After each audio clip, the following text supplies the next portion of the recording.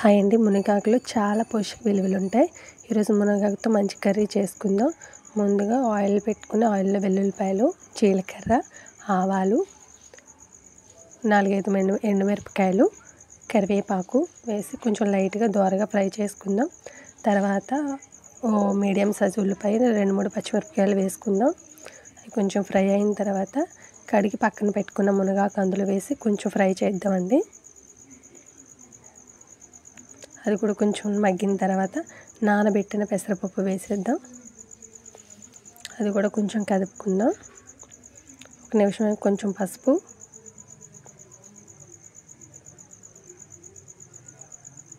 తగినంత కారం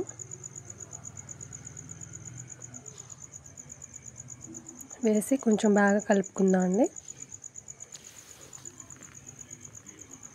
ఒక గ్లాస్ వాటర్ పోసి, వాటర్ ఎక్కువ అవసరం ఉండదు, ఒక 5 నిమిషాలు మగ్గనిస్తే చాలా ఈజీగా తగినంత ఉప్పు వేసుకుందాం. చాలా ఈజీగా 5 నిమిషాల్లో అయిపోతుంది. Please like and subscribe.